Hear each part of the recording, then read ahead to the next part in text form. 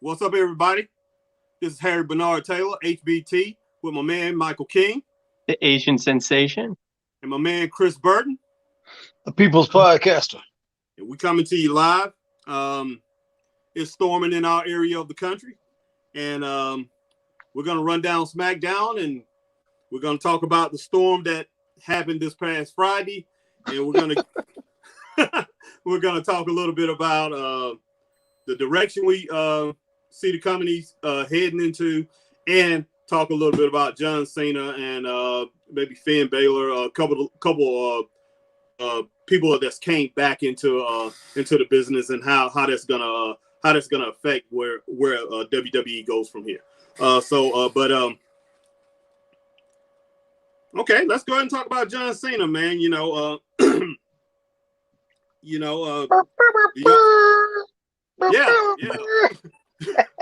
His music sounds like a game show. Yeah. Like on TV, the price is wrong, bitch. Yeah. I mean, the way I look at it, man, I don't think it's really gonna catapult the company right now. I don't think it's gonna put the company over too much more than what it is right now. I think it's gonna stay pretty much. They might get over 2 million now, because I think last count they had like 1.8 million. So they probably might add a couple hundred more thousand fans, a few hundred thousand. I'm not sure. So I want to know. Michael ain't buying it, man. You need to convince somebody else, because Michael's like, you're selling, but I ain't buying it. Hey. So this is what there's no coincidence that Goldberg shows up, John Cena shows up. They're talking about a spot for The Rock. It's no coincidence that those things happen at the same time as CM Punk and Daniel Bryan goes to AEW. So what they're trying to do is they're trying to do what Chris Burton says is maintain that plateau instead of falling off and going into a tailspin. So that's at best what's going to happen, is they maintain being on that plateau. They're not going to pick up. They're hoping to maintain. I don't think it's going to work personally. John Cena is popular. He's still popular. Yeah. But I don't want to talk too much about that until we talk about promos and that kind of thing, because I don't want to spoil an end conversation by talking about it now. Yeah, we're not going to talk much about it, but it's something interesting to kind of dig into a little bit. But what you think about it, Chris? Michael pretty much laid down what you think about it. Like you said, man, you're basically trying to counterpunch Mike Tyson. Because AEW's Mike Tyson. And they got you on the ropes. And your knees about to give out.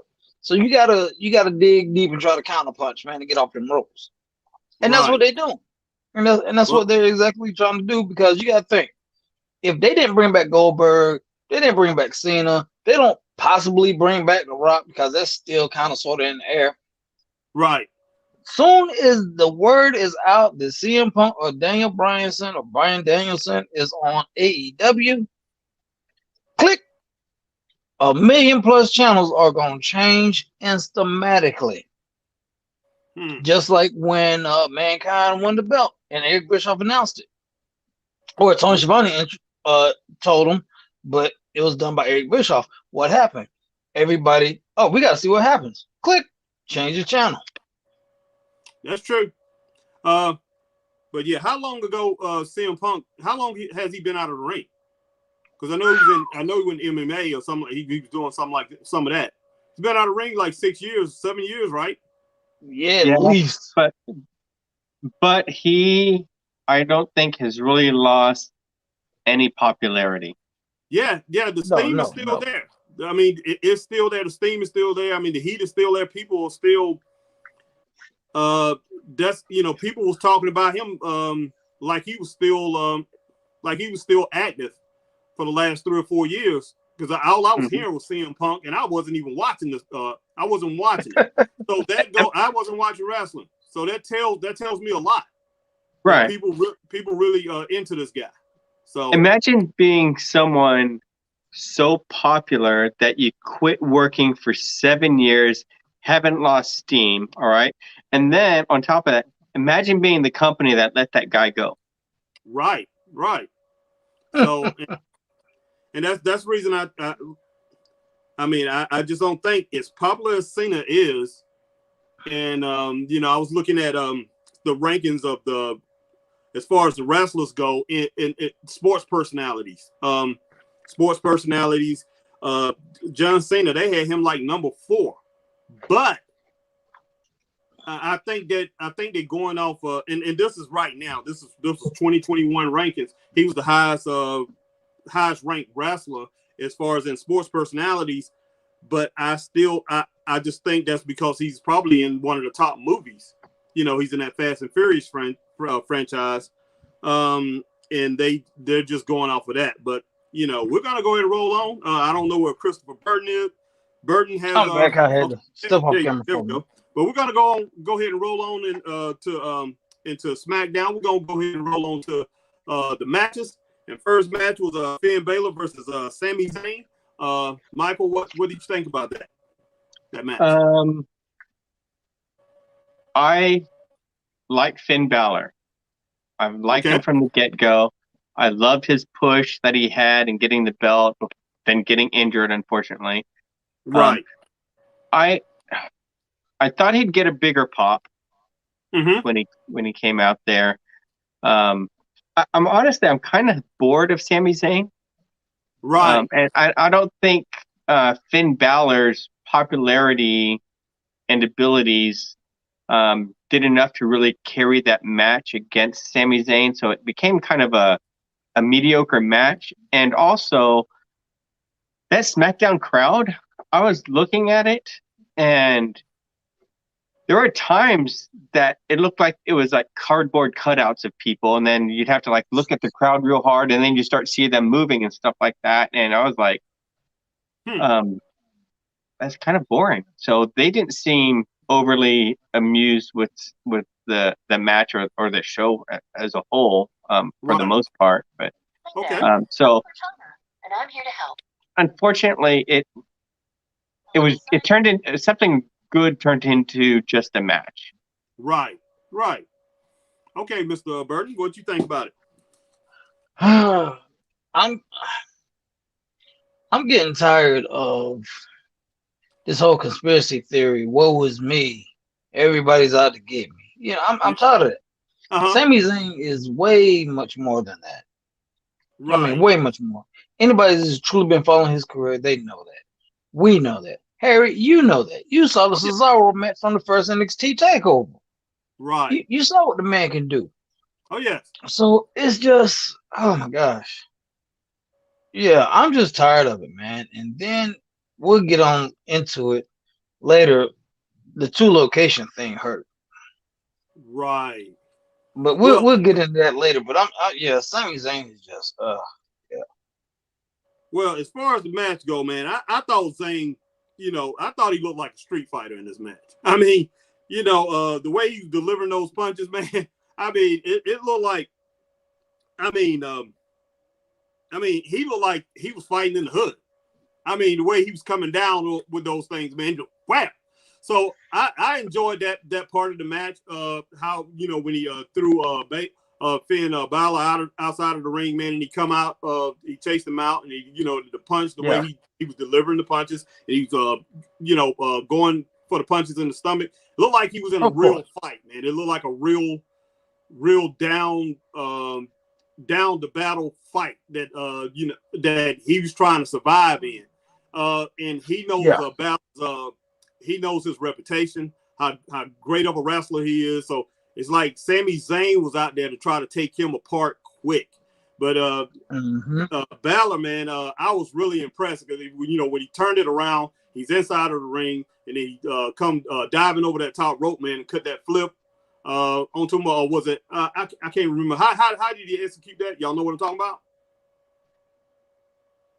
He When did that. Sam- when- Finn Balor. Oh, when You he dove over the top and did that flip? Yes. Yeah. Yeah. That's a common practice for him. Yeah. Oh yeah, that's in I've his seen him do repertoire. it before, but I had forgot about it. So it really, it shocked me, and I'm like, oh yeah, that's some things that he's been doing. I mean, so That particular move in real life is called the "I trust my opponent over the top" jump. but Yeah, for real. yeah, but there is no defending yourself if your opponent isn't there to catch you on that. That's right. But it was You're gonna incredible. be in bad situation. Yeah, it was incredible to say the least. I mean, and the thing about it is, Sammy didn't look like he was there ready for it. When he came off, it was hit.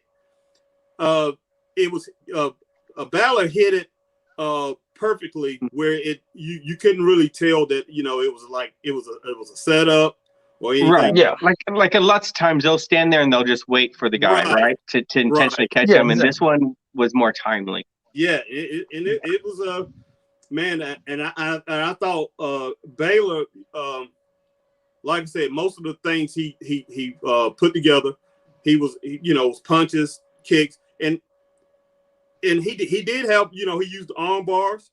He used he tried to choke him out a couple times. I don't care what they say. Had him in underneath his chin lock or whatever. Yep. It was a chokehold to me. So like Animal say, when in doubt, he told Hulk, when in doubt, choke him out. So it's like choke out.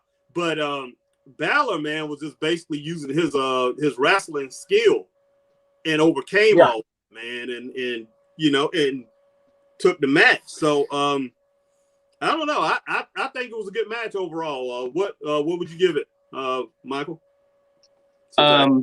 Because I think the Sami Zayn character is the most boring thing going in wrestling today. Okay.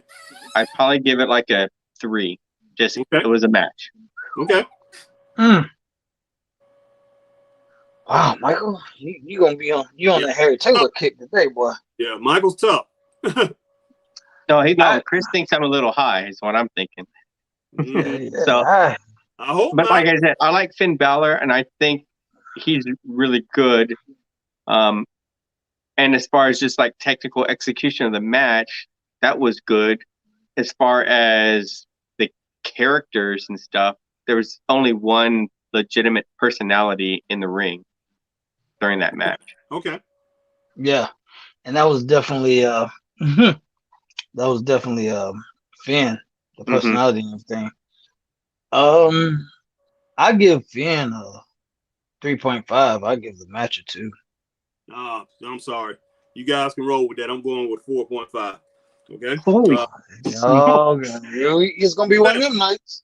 Hey, it was a great. It was a good match to me, man. It was a real good match. Man, when you went out for pizza tonight, did you have like a keg of beer to wash it down? Because you talking crazy. Matter. I'm being straight up. That's the way I think about it. It was a great match. I enjoyed every bit of it. Like I say, I enjoyed Sami Zayn, the way he was fighting. I don't. It doesn't matter that you sit there and you say, okay, he didn't have no. He did what he usually did. I mean, of course, but he did what he usually does. That he's been doing for the past 112 years, and there's nothing new about him. Of course, but this is the first time I've seen him and Finn fight, wrestle. So I was going by that, and I was going by the intensity that he brought in the match, and Finn made him look good. So that's why I'm rolling with that. Okay. So I'm sticking with that 4.5. You're welcome to. I'm going to tell you that no story at all was told in that match. Well, I agree there. So that's probably why we ended up seeing Balor at the end of the show. Coming out, bringing another story. So that's the reason. There was nothing left there. Those two is not going to be in a feud or anything like that. But to me, it still didn't take away from the match. So and And ladies and gentlemen, just to let you know that the views of Harry Bernard Taylor are strictly his own and not of us at Straight Up Wrestling Podcast /show. They do not represent the views of King Enterprises or the Asian Sensation. Hey, it's all good, man. It's all good. But we're gonna roll on, man. We're gonna talk about what y'all think about that the Baron Corbin thing, man. You know, I think it's out of control. It just all right. Joe So for $40. Here's what pisses me off about WWE. All right. Oh. So WWE, and honestly, any wrestling promotion will rehash a storyline, but only WWE has the audacity to rehash a storyline that they just ended 5 minutes ago. All right. Yes. Right. He's doing the entire "I've got kids" storyline. Right. All right. Right. So knock it off. This is stupid. I mean, you made a bad character worse, and I didn't know that was possible. Yeah. I don't know, man. It's just, and it was just something, man. You know, it was just it's dumb, man. You know, I mean, you know, what was he said something, man. I was just like, man, that's pretty dumb because the man is still under contract. No, he said he had to take the bus. But yeah, online they threw something. I guess it was so horrible that they had to do something like on Twitter and online and that kind of thing to explain why he's broke. And so they did this little gimmick where he lost all of his money on Bitcoin or something like that. So you know, whatever. You know, it's still stupid as hell. Don't insult our intelligence. Right. I mean, Exactly. even the dumbest wrestling fans are insulted by how dumb they're trying to make us feel. Because the bottom line is this, man. They're going to pick up their wrestlers if they need a ride. I mean, the WWE, you know, a lot of these smaller promotions, they don't have the resources to do that. But a company like WWE, AEW, and stuff, they're going to pick up their wrestlers. They're going to ride with other wrestlers, man. So I don't want to hear about, you know, hey, I had to come here on a bus, man, on a bus or whatever. Yeah. Now they taking it a little too far. It's out of control. So, man, you know, let's just roll on from that, man. Wow, what y'all think about? Okay, Big E, you know, he came out. You know, to me, he looked like a clown. I'm sorry. Then Apollo came out, and you know, he added to the clownness. Then Dolph Ziggler and Robert Roode came out, and they was the cool guys. They looked cool. And man, then Shinsuke Nakamura came out. He stole the show. Because I mean, he got an amazing pop when he came out. He stole the show, man. He come out there, man. I enjoyed him. And the only reason I'm saying this thing about Big E and Apollo, man, Big E, that background he came out in the yellow and the green and yellow and all, it just made it look cartoonish to me. And then Apollo come out there and with that big goofball Commander Z or what is Commander Aziz or whatever. Mm-hmm. Yeah, man, that just looked so dumb to me. So he's the SmackDown version of Omos. Right. Exactly. Yeah, so you know that just and what was it? Big E got in there. He started speaking. He started talking, and he was like, "Man, you know, I got grown men diving on me and things like that." Man, it sounded like he was talking about something in prison, you know, something. So I'm just like, come on, man. I mean, you know, if you know, people up there cheering for him, saying, you know, you deserve it. But it's just the way it came off. I didn't really care for it. But I do like Big E. So but it kind of like came off clownish to me. But like I said, I thought Nakamura looked really good, man. You know, him and Rick Boogs, man, they rocked the show. So, but what y'all think about that little segment? It's a little small thing. Just want to go into that. I mean, to me, it was to a degree, it was a cluster. Because you basically had everybody coming after one title. But they were like, okay, we ain't got nothing to do with y'all. So y'all going to come out and say, hey, we want a shot. We want a shot. Hey, he wants a shot. He wants a shot. Right. Yeah. And Michael, when you own the Money in the Bank briefcase, why do you need to be out there saying you want a shot? That's right. And then because he was already over for that because he got the opportunity because of what he done in Money in the Bank. He won it. Mm-hmm. And I forgot about Cesaro came out there too. And you know, and he said, Apollo, you going into the airplane spin, a helicopter ride or whatever. I remember they used to call it the airplane spin back in the day, but it's, it's more like a helicopter, because that's one thing I thought about when I was little. I said, airplanes don't, it's the helicopter self thing to spin. But he put, I wanted him to put Commander Aziz in that, but he got Apollo. And he said, Apollo, you going for the ride, you going for the spin. But I wanted Commander Aziz in that, man. I just don't like this guy. Just, if he can do the Great Khali, he can do him. Yeah, no doubt, man, no doubt. And I mean, he just big, slow, and just he looks big, dumb. slow, and dumb. Now let me ask y'all this too. Is it a waste that Big E basically said he wants the Intercontinental Championship, and he's got an opportunity for the World Heavyweight or WWE? It's dumb as hell. Right. It's like they're trying to play him out of that position. Right. We don't want you pushing for this because we have other things set up.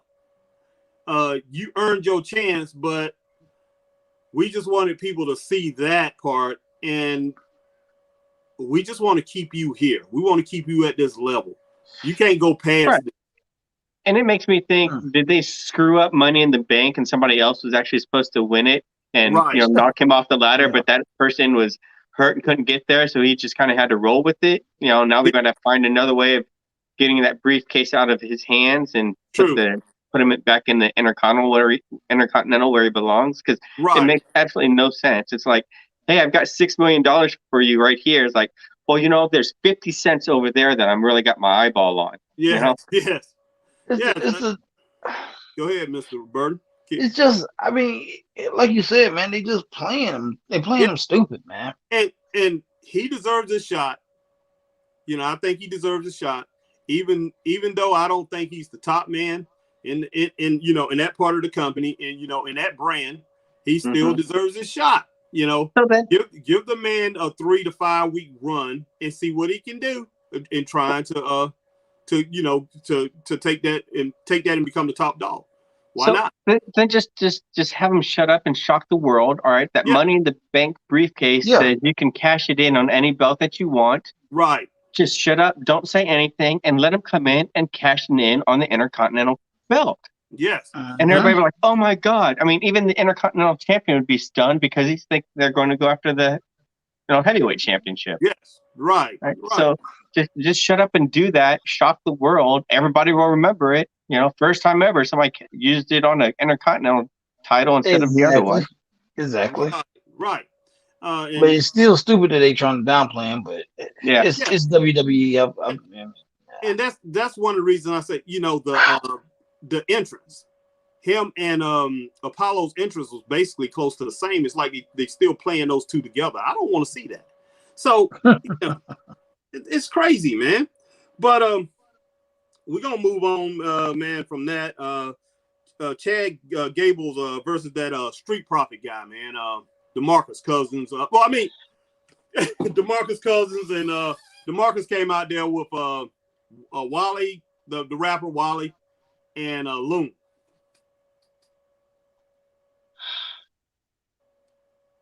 You know what I'm talking about, right? Did he come out? Oh, yeah, we know what you're talking about. We're just disappointed to be talking about it. Came out with two rappers, right, Chris? Wally and Loon? Yeah. So what's the other guy's name, man? I can't remember. I can't for some reason. Looney Tune. I don't care. I don't know. Andre Dawkins and Mark something. The Street Profits guys. What's their names?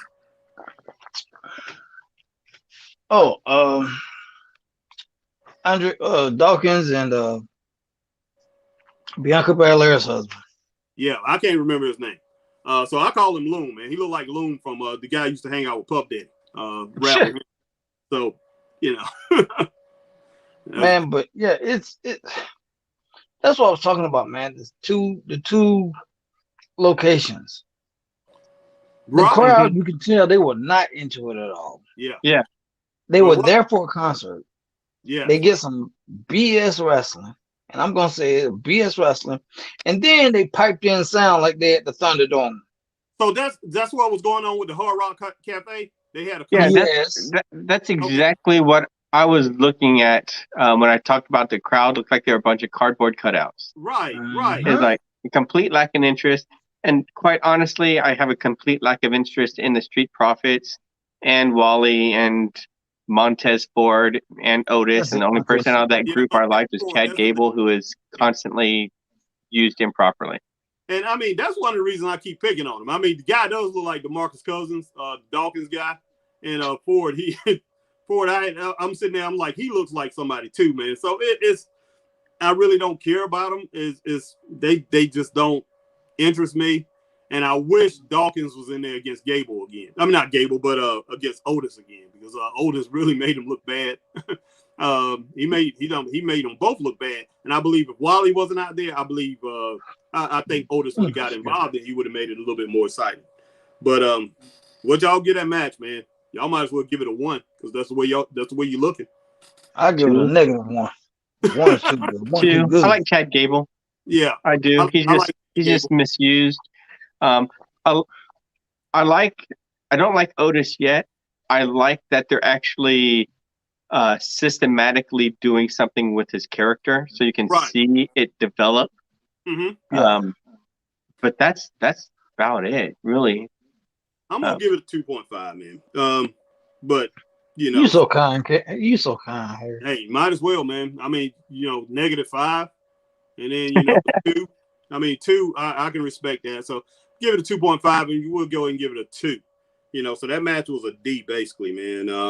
But that was horrible, man. I mean, the crowd was there for a concert, and you get a BS wrestling match. You get 2 BS wrestling matches. Yeah, I think Dawkins tried his best as far as to excite the crowd. I mean, he did have some. He did do some athletic things that I have seen him do it before. But Gable, I was for 1 second, guys. Y'all go ahead. I'll be right back. I was disappointed that.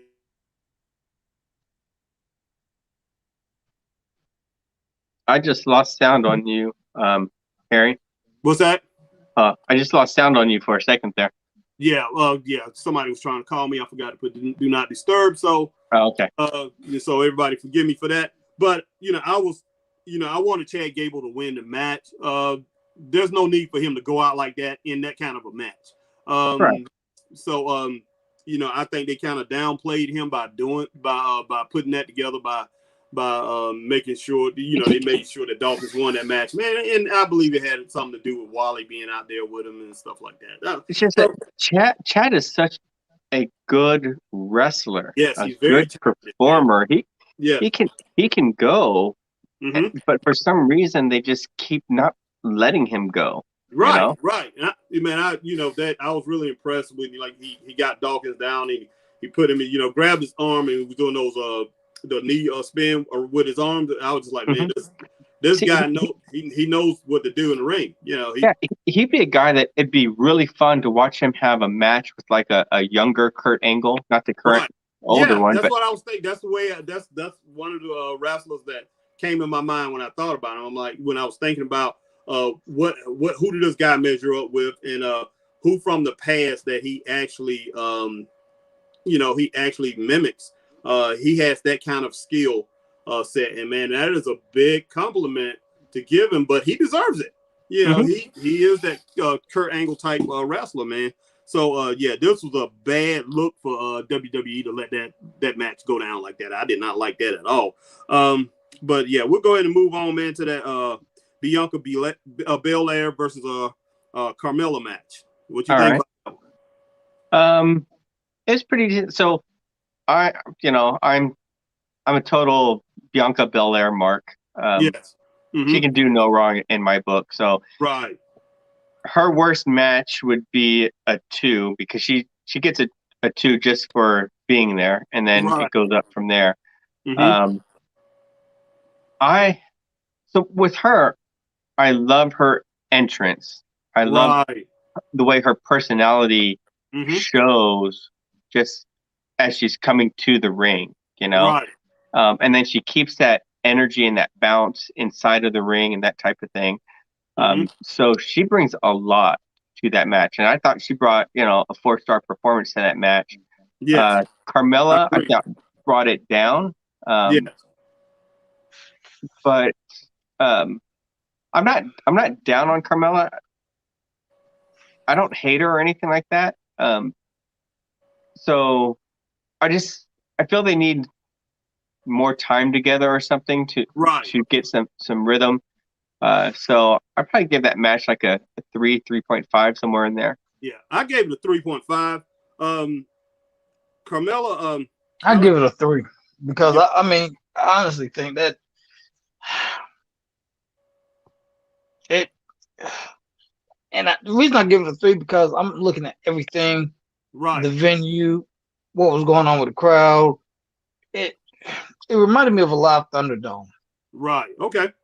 And I just couldn't get behind it. Yeah. Well, man, I liked it from the get go, man. I mean, I like as far as Bianca, I'm with Michael on this Bianca Belair, man. She just, from the get go, she just really excites me. I like the way she comes out. I love her bounce.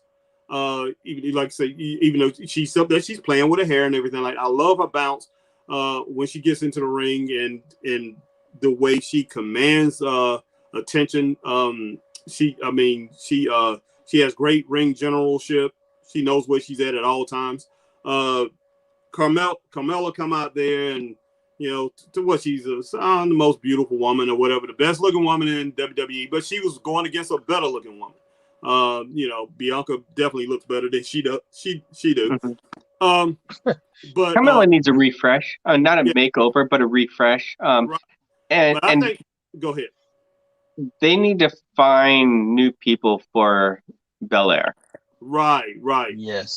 And maybe Sasha Banks is the person that it needs to be. I'm not sure that she's cleared to wrestle or anything, or if she's coming back. Mm-hmm. But those two maybe could have a good rivalry. Yeah, I don't think it's that new girl from Australia who came in. What's her name? Tony Storm. Yeah, no, she's no match for her. But I mean, Carmella, she did the best she could, man. She come in, she's swinging wild. She started swinging for the fences. She had Bianca in the best thing that she done in the match. She had Bianca in, over on the ring post one time. She threw like 5-6 punches, but I mean that was basically her highlight of the match. But Bianca had so many, man. Like it's too many to name right here. So yeah, but I mean that girl, man. She's incredible, man. And I hope she keeps this thing up. I don't know how long is that she plans on wrestling, man. But I only see her start rising. And yeah, hey, who knows where she can go from here? But I only see it rising, man. And then let's go on to. Oh yeah, man. We ain't gonna talk about it. Kevin Owens with Barry Corbin. Kevin Owens gave that money to Barry Corbin, and who was the guys come out there and took the money?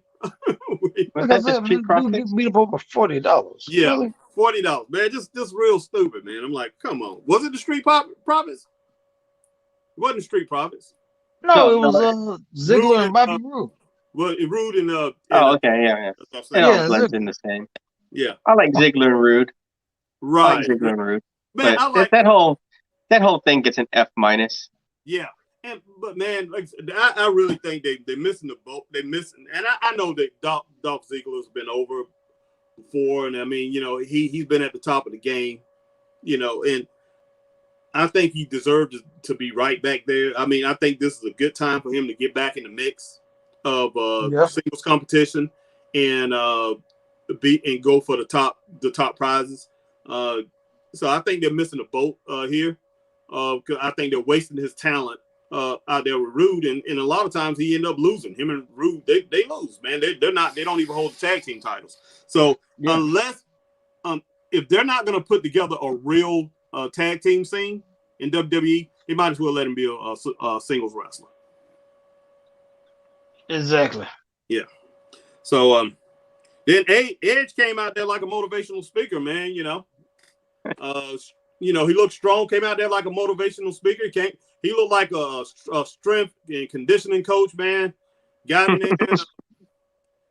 there, man, and gave a great speech, man. Talked about talked about the match, man. Roman Reigns and how Seth Rollins caused him to lose the match, and I was shocked. I didn't think Seth was going to come out there, but Seth come out there with his usual arrogant self and got into the ring. What y'all think about that segment, man? I thought it came off pretty well. It did. It did.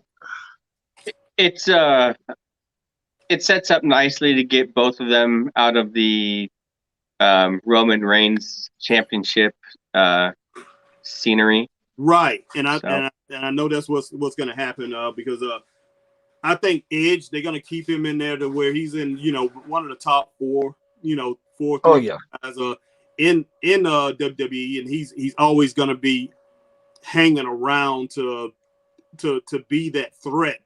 But at this point in time, and which I thought even before, when he first came back, I was like, they're not going to I don't think they're going to put the title back on him.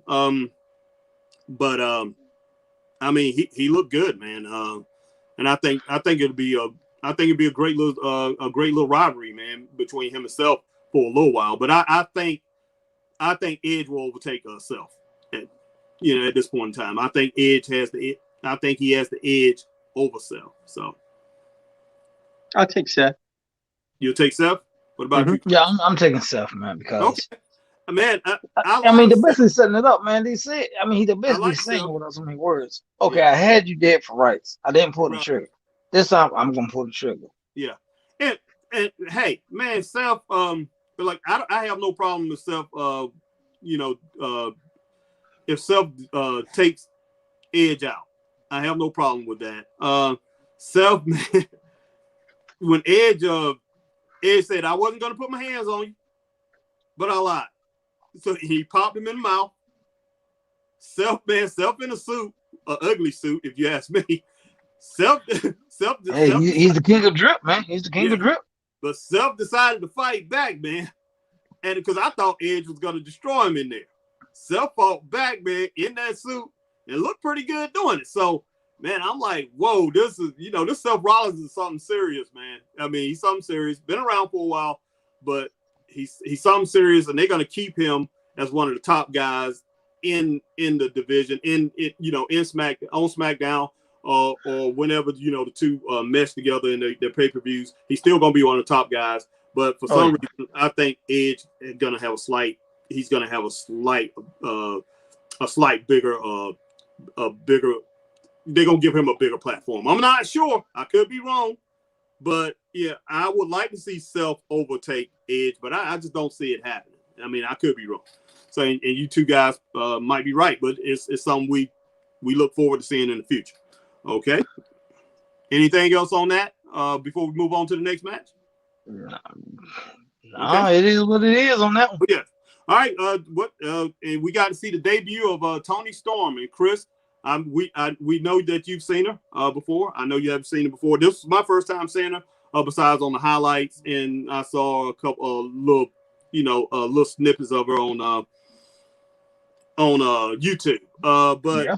she come out, and man, I was shocked how I really didn't pay much attention to her lower body. She's very thick there. So she's tough built. She's tough built. She's solid. So her match, the match she matched up against Zelina Vega. What y'all think about that match? Zelina Vega was 100% not invested or interested in that match. True. No. I agree. Yeah. She wasn't. She was just there to basically help Toni, ease her nerves being on the main roster and help her get over, and that's it. Yeah. Mm-hmm. Yeah. Well, and it's not even. It's not even really to help her get over. I don't think, because she didn't do anything noticeable to help Toni Storm get a big pop, like a big move or something like that. It was right. I'm gonna let you win so that you might get over. And she didn't. I thought Zelina did well enough to win the match, to tell you the truth. I mean, Zelina looked pretty good in this match. I was expecting more from Toni Storm. I was expecting to see more. So I mean, it's not that I was, I'm not saying I wasn't disappointed. I wasn't disappointed in her. It's just I was looking for more from this young lady. But I've seen Zelina do so much more. Though. Right. Oh god, yeah. Oh, Right. God. And so knowing what she can do versus what she did in that match, I didn't feel like there was energy in that match. Yes. And so, it almost comes across as she's thinking, I deserve much more. I deserve a story. WWE, I've earned something from WWE, and they're not going to use me. And so, why try? I agree 100%. Yeah. And Zelina, yeah, I agree there. It looks like she was, like say, she was disinterested in the match, and she was there to put Tony over. And like you say, Zelina, you guys seen her do a lot more, and you could tell she could do a lot more. Man, she's got a lot of talent. And like I said, I don't know about Tony was it Tony Storm? How much Tony Stark? Yeah, I'm about to say Tony Starks. I like Tony Starks. That other girl, I like her. But Tanya Storm, it's Tanya Storm. Okay, Tanya Storm. I don't know, man. It was just basically average. But I think Zelina done better in the match. But I mean, I could give it a 2.5, which I did at the beginning, but I'm gonna give it a 3. I'll go with the original 2.5. Okay. I agree with the 2.5. All right, 2.5 from Straight Up Wrestling Show. All right. Then Roman Reigns come out there, man, and his segment I thought was really good. As far as I like the way he come out there with his cousins, and they holding up their titles and look really good, look really strong, man. Like this is a family that you don't want to mess with. You don't want to mess with the head of the table. The bloodline. Yeah. And then he got into the ring. Paul Lee Dangerously. I don't care what y'all say, Paul Heyman or whatever. To me, he always be Paul Lee Dangerously. But no, Paul Heyman gave him the mic. And that's where I'm like, okay. He's so average on the mic, man. I mean, not even really average. I mean, he's practiced up. He's getting better. But he got on there. But I like the things that he had to say. But his face that he gives in his promos and his mannerisms don't match with his voice. It doesn't match. I mean, a guy like him, I would think, come on, be like, let me tell you something. This Edge guy, I took care of him. And Cena, you coming back, you messing with me? It's not going down like that. That's the way I kind of like would like to see Edge come. I mean, not Edge, but Roman Reigns come off. But he's doing the arrogant thing and not the mean thing. That's true. So I don't know.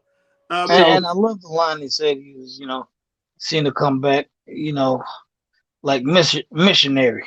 And that's something I wanted to speak to specifically.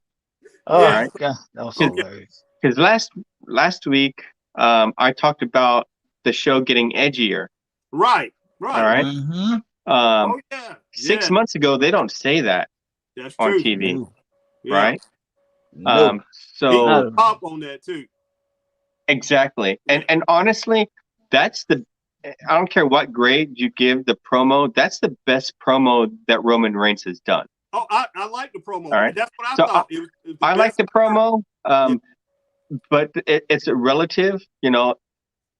If I'm comparing him to Enzo Amore, right. it's a crap promo, Mm-hmm. right? Yeah, definitely. But if I compare this promo by Roman Reigns to previous Roman Reigns, this is the best he's done.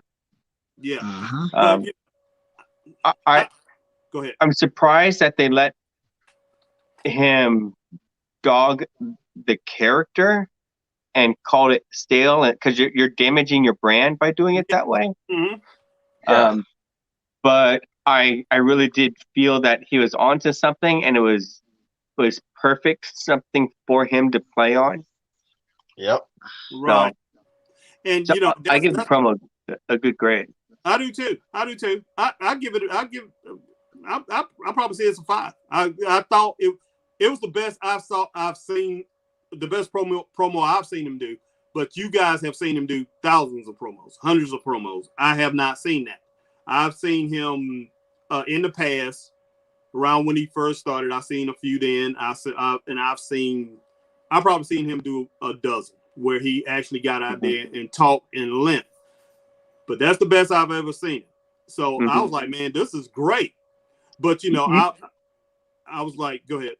You need to go back and watch him and John Cena in the ring at the same time, promoing, and John Cena just eating his lunch, slapping his wife, and taking the lunches from his children. I'm sure it was because John Cena, man, is so natural at this. It was Harold. It was horrible, Harry. I mean, man. John Cena straight up bullied him on the microphone. Oh wow, he really did, man. Because I mean, Roman was getting ready to say something, and he forgot what he was gonna say. Oh wow. And he basically stopped and was like, looked down and started smiling. And then Cena was just like, "Come on, kid, it's a promo. Got to learn how to do them sooner or later." Yeah, that's true. Like, that's true. Oh, and then after that, it was just downhill.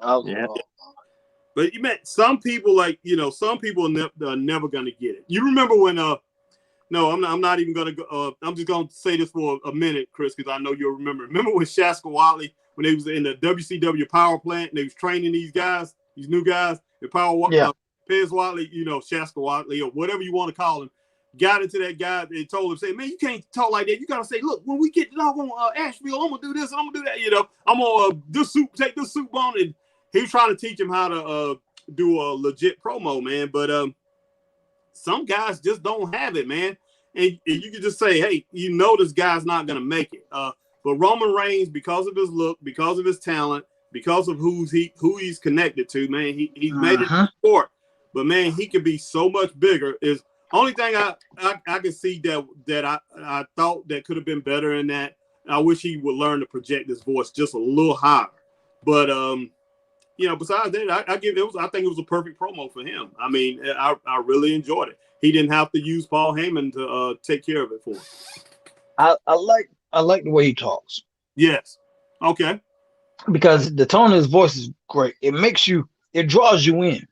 Right. Because you're like, if it's gonna be what he's gonna say is gonna sound good, it's gonna sound bad, but he's just, I'm right here. Right. I'm not talking no louder than this. He does it. So you gotta be like, okay, I gotta hear what he's got to say. So it draws you in. Versus him, this Sunday, you know. Yeah. It works. Right. But I think some people need that edge that I was bringing to. I think some people that look like him, that have that kind of personal that persona need that edge, but he doesn't probably, you know. So I think that's what we're used to. The big guy yelling, "I've been done wrong," or "I'm going to destroy you," type of thing. But then, you know, this is a contrast to that. Yeah, because he's so laid back, man. He just sit back there like that and just, you know, have these looks, man. So that the way he's coming off, man, is a great move for him. Just long as he don't get into some kind of little segment like he did against John Cena, and I did see a little bit of that. It's coming. It's coming.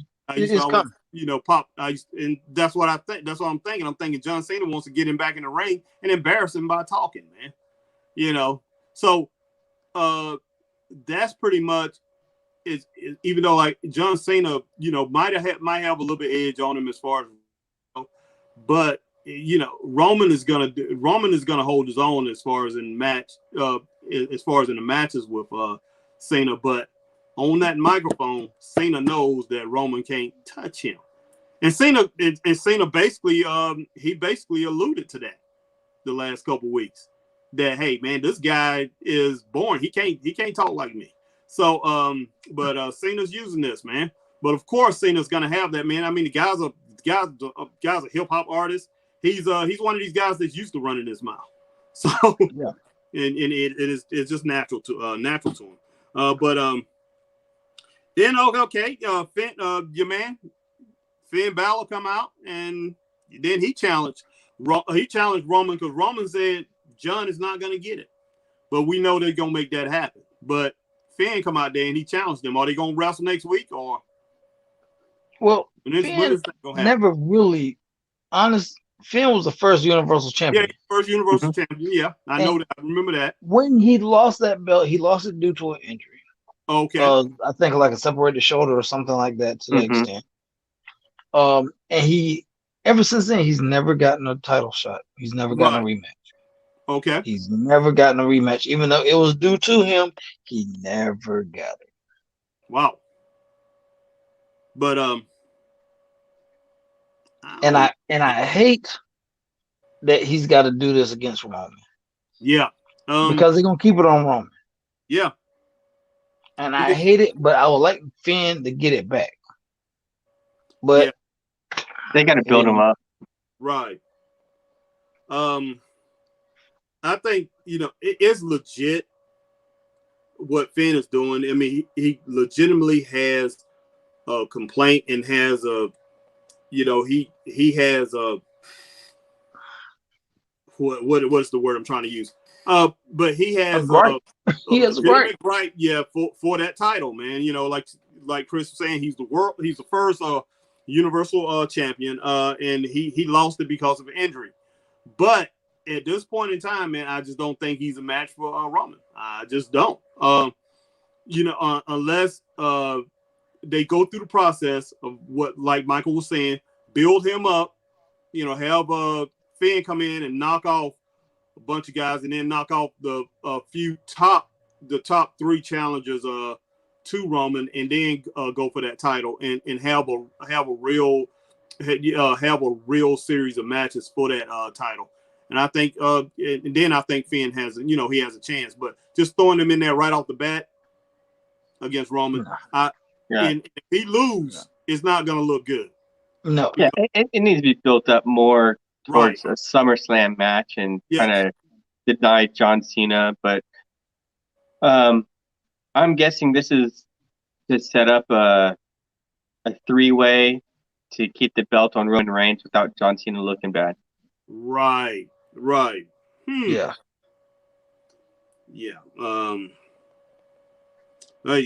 Roman Reigns right now be tough to bring down, man. He's gonna be tough to bring down for anybody. And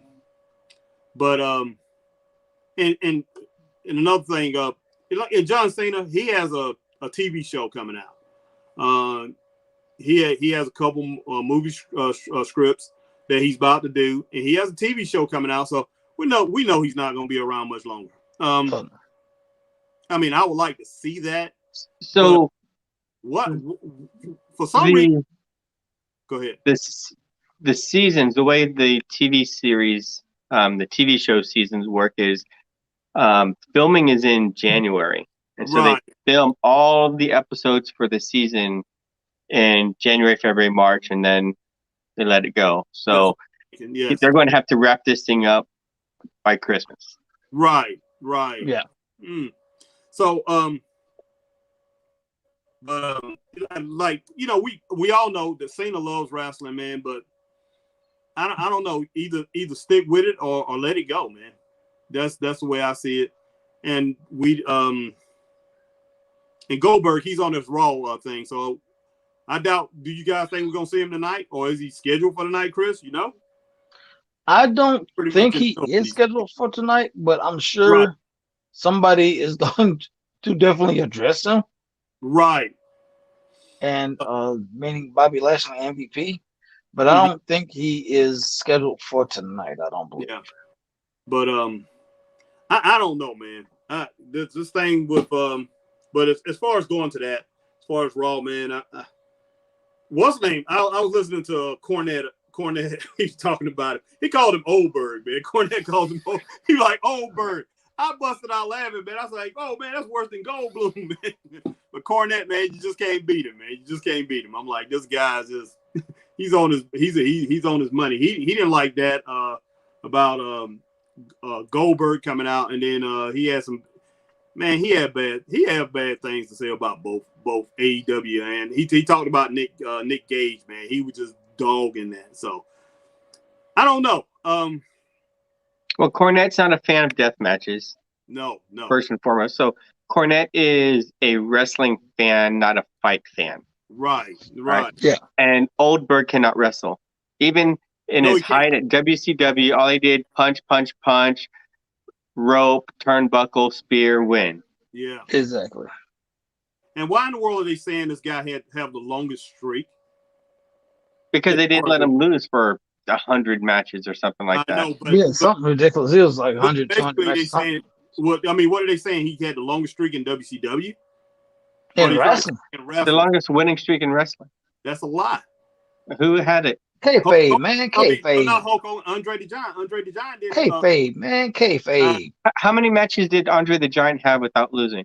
Andre the Giant never. The first time he ever lost was against Hulk Hogan. All right. First time. But Andre the Giant might have had 100 matches in 10 years. That's true. How many matches? And that's what they're talking about. There's just matches. Okay. Well, Abdullah the Butcher went for like 22 years without losing either. And so I know Abdullah had more than 100 matches. So I'd have to double check that because I remember Abdullah the Butcher, and it seems like I've seen him lose. 12 years, but no, first time I saw Abdullah lose was against Tony Atlas. So Abdullah went for like 12 years, I think, undefeated, they said. And they was shocked because when Tony Atlas was the first guy that lifted him up off his feet, he suplexed him. And but I know Abdullah went a long time without losing. So they probably didn't count back then, so it wouldn't even matter. It's before the records were being kept. Exactly. Well, that's the way they look at it, man. But and what's name wasn't the first guy who slammed Andre. Wasn't the first. Hogan wasn't the first person to slam Andre. So well, he had slammed him before. When Hogan was a bad guy, he wrestled Andre, slammed him before, a couple years before. Oh, yeah, I remember that. Yeah. So, I mean, they just play, like you say, Chris, kayfabe. Just, it's like kayfabe, man. Because he had been slammed before, man. So, but that's the show, guys. Unless you guys want to speak on anything else. I mean, yeah, the Usos beat Dominic and Mysterio. Oh, yeah, I forgot about that match. But before we get into that, we forgot. Blow up that like button. Yeah, subscribe, share, and Michael King. Ring that bell, ding, ding, ding. Get notified. That's it. But yeah, I forgot about that match. That's the last match, right? Yeah, it happened. Did that happen before the Roman Reigns promo, and they just ended the show on the promo with Roman Reigns? Yeah, they ended on Roman Reigns promo. So, for some reason, I give that match a 3. Dominic against I can go with a 3. I can go with a 3. Yeah, definitely a 3. I don't want to see Dominic no more, man. At least I don't want to see him in solo matches. I mean, I'm not saying the guy's horrible, but man, he just looked like a star in he was like a star in APW or somewhere, man. Well, yeah, so let me put my nice guy hat on and crap. Stuff I really don't like to do. Wow. But if you remember Young Rock, he looked like crap for a while. Oh my God. And they just had to run him out there, get the experience, let him learn himself, let him find an identity. And it feels like kind of what they're doing with Dominic. You're just, you're not the it factor, but you're going to have to run out there. You're going to have to work through this, and you're going to have to figure it out. I think think he's learning fast, but he's no Rock, man. Oh no, but The Rock wasn't The Rock when he first came out. The Rock was. No, he wasn't. I didn't think The Rock was a 5th man in a 4-man team. So I never thought Rock would develop to what he became. They pushed him, and they pushed him like crazy. He had, well, to me, the only person. Well, he was what? I didn't see it coming. He was in. You didn't see it coming. I saw something coming. The Rock, man, I never saw that coming. I saw something coming. I was like, but I didn't think he was going to get that big. But they pushed him until he. I mean, he got over early. To tell you the truth, he was over real early when his body didn't look right. As far as he hadn't got his chest right or anything like that. His body wasn't filled out. He was already over. I mean, people talked about him like crazy, man. They was talking about him at work. The customers was coming through talking about him. Everybody was talking about Rock. And this when he first came in as a baby, man. I'm just like, what in the world everybody's all on this guy for? Now, he came in with a faction. With the nation, right? Yeah, and he gave his promo facing the wrong direction. All the camera had was his backside. Yes. and all these white people thought he was somebody different. They didn't think he was black, man. I didn't know he was black. I said, yeah, he's black. No, he's not. Yeah, he's black. Because I knew. So, but no, he was. It took years for him to develop. I mean, he had that stupid hair and a fanny pack and that kind of stuff.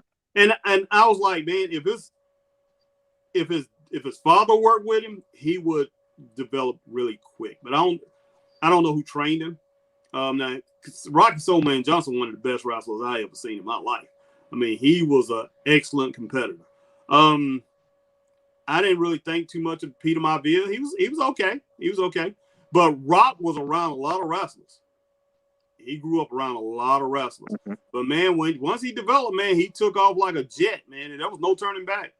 So, who knows? Dominic. Yeah, he probably benefited from the Attitude Era more than anybody. Yes. Oh, good Lord, yes.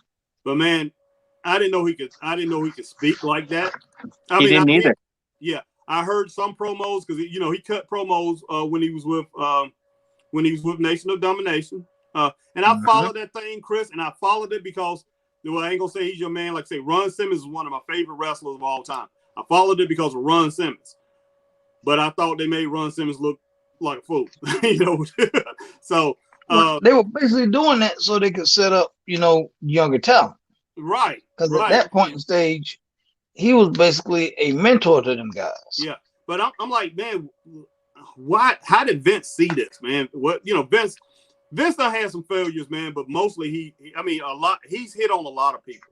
I mean, he's had I'm sure way more failures than what he's hit on, but he's hit on a lot of people. And man, he put his money in the bank on this kid, man. He was 100% right. Yeah, so, that was just crazy. And all thanks to Pat Patterson. Yeah. God rest his soul. All thanks to Pat Patterson, because basically Rock's dad, Soul Man, contacted Pat. Mm-hmm. I was like, hey, you want to come down here and check out my son? He gonna be something. Yeah. And Pat was like, okay.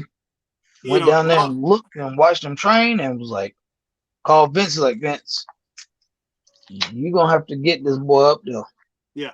And his dad, man, I mean, I'm pretty sure he ran him over promos and everything. Had to listen to him talk. He knew he had that. He knew he had that ability. Oh yeah. And man, when he got on that mic, man, it's like undeniable. I mean, just not too many better. I mean, he's in the top 4 or 5, top 3, 4, 5 when it comes to speaking easily, if not the best. Oh yeah. Right there. So, hey, nothing else to really say about it, man. So, that's SmackDown.